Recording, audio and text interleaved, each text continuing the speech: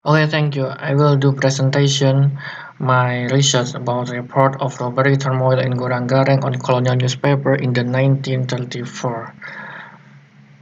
Introduction. Robbery or bandit in Java has been known since ancient times. We know about story about the Ken Arrow and Si Pitung, and their story maybe generally makes well mouth. You see, their story are popular up to now. In the 1934, we know about the turmoil of robbery occurred in the Gorang-Gareng district. What is Gorang-Gareng district? Gorang-Gareng district is the part of Magetan Regency in the Madiun Residency. And Gorang-Gareng was called Het Rampok Gebied in the Colonial newspaper. And the robberies disrupted stability in the residency of Madiun and East Java. So there were two well-known robber gangs, namely Samin Gang, led by Samin, and Koeslan Gang, uh, led by Koeslan. They interfered in the village politics, for example, in the village chief election in the Bogem village and the Kere village. But colonial newspaper viewed the native or the indigenous or the Javanese people in Goreng-Gareng as problematic parties, and they showed a high degree of subjectivity. Subjectivity. This is the problem and the method. Yes, we know about three questions: the Gorang-Gareng culture, in the turmoil of robbery in Gorang-Gareng, up to report of the robbery turmoil in Gorang-Gareng on colonial newspaper, and we use history method, heuristic, critic, interpretation, and historiography. The culture of Gorang-Gareng people are the Mataraman culture. It is influenced by the Javanese police. So it consists of Manunggaling Kawula Gusti or Jumbuing Kawula Gusti or the union of master and servant. I said it from the Sabto journal. And I have read in on the Ongokham dissertations in Yale University about the Madiun center of Kejawen. So it's sold in Tladan. Tladan is one of village in Gorang-Gareng. It was in that village was forbidden to practice of teaching of Islam because it was believed that the teaching of Islam in Tladan or practice of Islam in Tladan, the pain will come. The wind will come there. Okay, in the time. And in Gorang-Gareng, we also find the Rejosari Sagar Factory, and the existence of Rejosari Sagar Factory show the modern economy of that era. The turmoil of robbery in Gorang-Gareng. It is analysis.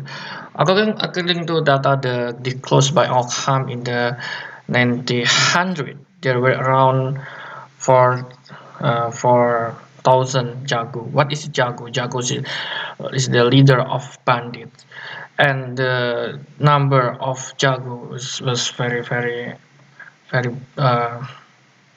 big, and they exceeded the security force. But Hoham didn't mention which area that had the most Jago, the most Jago.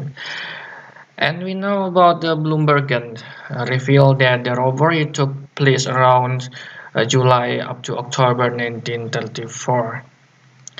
Bloomberg researched about it, but she focused on the of uh, weakness of police in the time. And in the time we can imagine there were only 32 police officers in Magetan. And the starting on August 20, the robberies began to be reported. You know about the Hajj robbery incident robbery to Hajj in Pendo, up to sugar factory foreman in Mangorejo robbery. And the foreman was killed. And the governor of the East Java sent additional police, but robberies keep continue to spread in the Gorang-Gareng. It was very difficult to overcome by the local officers, included the resident of Madiun, Lucien Adam. So there were two robber gangs, Samin and Koeslan gangs. The gang controlled village politics, such as in the Bogam and Karek in the village chief election. Certainly the government and Binnenland Bestuur was worried that the robbery will spread to Nganjuk to Rampok because the robberies of Nganjuk, the robbery incident at Nganjuk, it is known that the actor came from Gorang-Gareng. So it is the strategy of the governments of the Binnenland Bestuur government to restrict the movement of robbery. But there were allegations of robbery being allegation used by political elite to overthrow region of Magetan, overthrow the region of Magetan area. Hadiwinoto was accused of repression. It is reported by Subianto, the assistant Wadana of Bendo. And on the head news funded chart as per September 2019 34 explained that there are only 5 loyal village heads at village country. So the rest of villages we now may be loyal to robbers, Samins and Koeslan. So this is the territory of Koeslan and Samin, said it in Gorang-Gareng. Said it is Gorang-Gareng. I took it from Surabaya Handelsblad newspaper.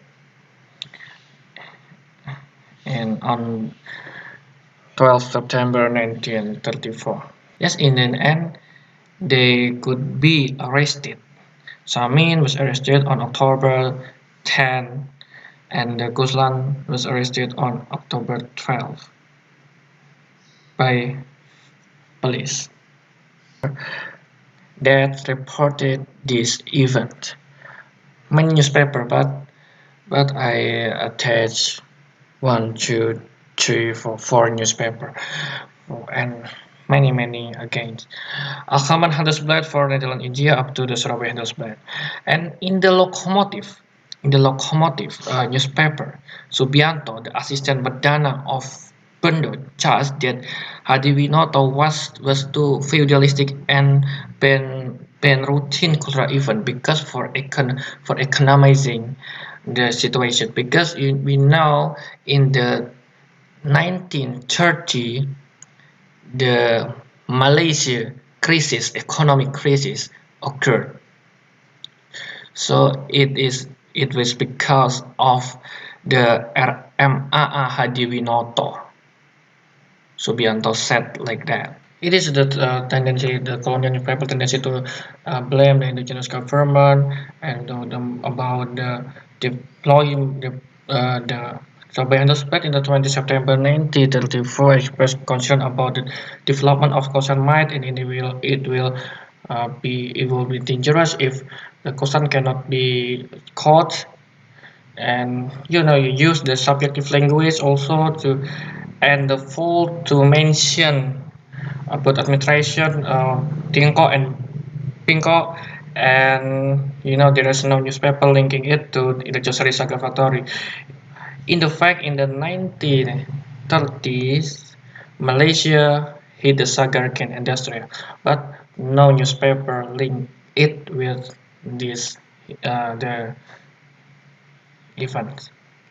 So in conclusion, the Mataram culture is the part of the Gorang-Gareng people culture, and newspaper, the Samin Gang and the Koeslan Gang became the topic of considerable discussion. Up to the colonial newspaper coverage tend to show subjectivity and tend to see native as the source of the problem in these conclusions. Okay, thank you.